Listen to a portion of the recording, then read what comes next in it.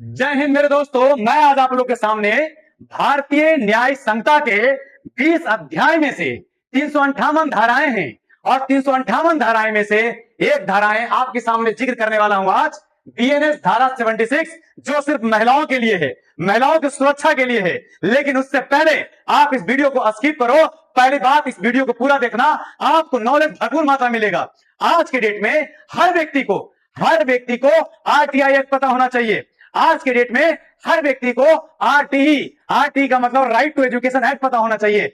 आज के डेट में right to public service act पता होना चाहिए। आज के डेट में हर व्यक्ति को पॉस एक्ट पता होना चाहिए। जो कोई भी ऑफिस में अगर किसी महिला के साथ बदतमीजी करता है तो पॉस एक्ट 2013 के माध्यम से उसको आप जेल भेजा सकते हो। और आज के डेट में आपको पॉक्सो एक्ट के बारे में पता होना चाहिए। और आज के डेट में आपको एससी एसटी एक्ट पता होना चाहिए। और आज के डेट में आपको मानवाधिकार आयोग के बारे में पता होना चाहिए। अगर इतना आपको नहीं पता है तो आप मजदूर किस्म के आदमी हो और आप अनपढ़ किस्म के आदमी हो। और ऐसे लोगों को अगर आप पढ़े लिखे हो और अगर इतना एक्ट के बारे में आपको नहीं पता है, कोई भी एलडीसी लोअर डिवीजन क्लर्क वाले आपको दिन पर दिन घुमाते रहेंगे ऑफिस में घुमाते रहेंगे और ऐसे आप घूमते रहोगे। इतने सारे एक्ट को आपको नाप के अंदर नॉलेज होना चाहिए। लेकिन मैं आपको बीएनएस धारा 76 के बारे में आज बात करूंगा।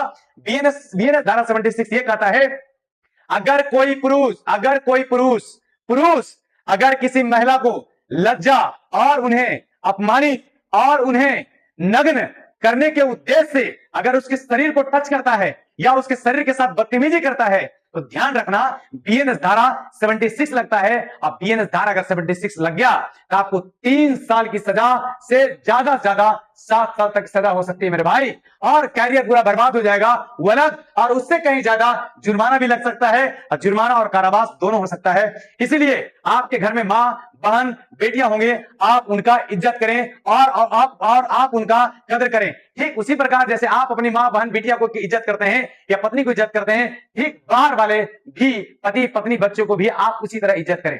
सबसे पहली बात, ये धाराएं जो लगा 76 लगा, ये किस किस क्षेत्र में लगता है आप सबसे पहले देख लो।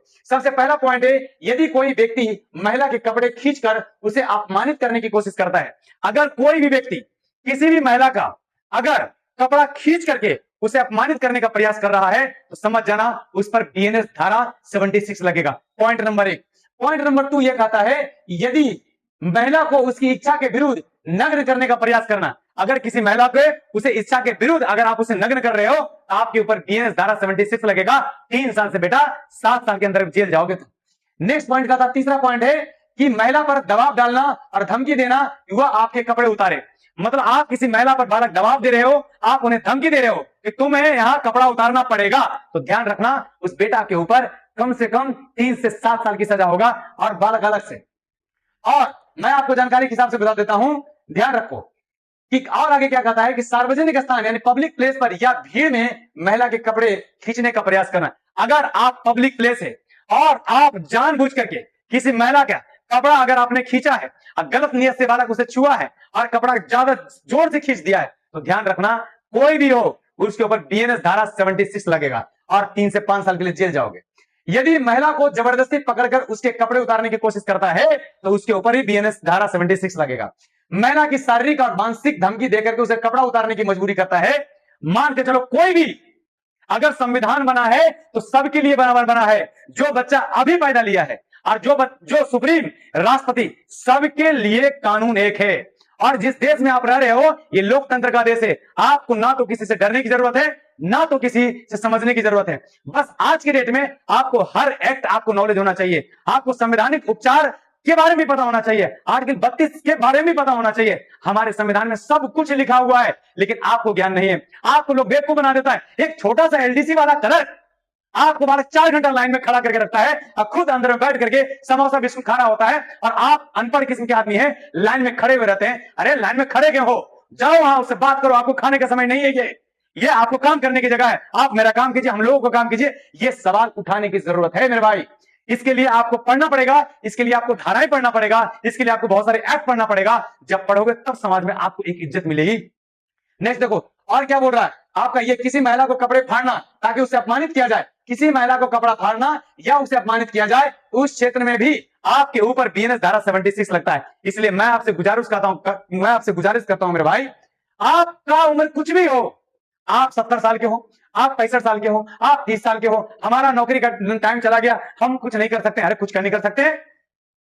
चंगेज खान 40 साल की उम्र में बालक, 40 साल की उम्र में विश्व फतह करने के लिए निकला, विश्व की 40% आबादी घटा दी चंगेज खान, और 40 साल की उम्र में। आपका उम्र मायने नहीं रखता है, आपके अंदर कुछ करने का जिज्ञासा होना चाहिए मेरे भाई, जिज्ञासा होना चाहिए। नेक्स्ट क्या कहता है, महिला को शारीरिक बल का प्रयोग करके ताकि उसे कपड़े, अगर किसी भी महिला को शारीरिक रूप से उसका कपड़ा अगर खींच दिए, उसे मानसिक उत्पीड़न हुआ, तो ध्यान रखना तुम्हारे ऊपर बीएनएस धारा 76 लगता है। और किसी महिला को धमकाकर, डराकर उसे कपड़ा उतारने के लिए अगर मजबूर करते हो कहीं भी किसी भी जगह, तो ध्यान रखना आपके ऊपर बीएनएस धारा 76 लगता है।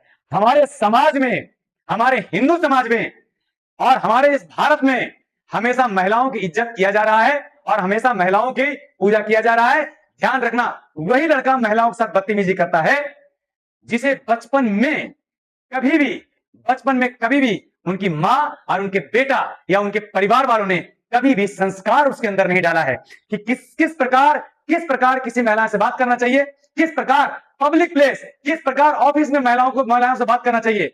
ध्यान रखना, अगर किसी मां, बहन, बेटी या वाइफ के साथ अगर किसी भी ऑफिस में, चाहे सरकारी हो चाहे प्राइवेट हो, अगर आपके साथ कोई पुरुष बदतमीजी कर रहा है, कोई पुरुष आपको बालक जानबूझकर बदतमीजी कर रहा है, तो ध्यान रखना पॉस एक्ट 2013 के माध्यम से उसके ऊपर केस दर्ज होगा और केस में ऐसी धाराएं लगेगी कि बेटा वो लंबे समय तक जेल चला जाएगा। तो ध्यान रखना मेरे भाई, आप गरिमापूर्ण जियो, ये लोकतंत्र का देश है और उससे बड़ी बात है कि आप जहां हो तो आपके माध्यम से लोग बढ़िया से रहें और आपके माध्यम से लोग सुरक्षित महसूस हो। ऐसा कुछ समाज में क्रिएट करते जाओ और समाज में तुम कुछ करोगे तब समाज आपको भी कुछ करेगा और इस मिट्टी के लिए आप कुछ करोगे, ये मिट्टी भी लंबे समय तक आपको याद रखेगा। जय हिंद, जय भारत।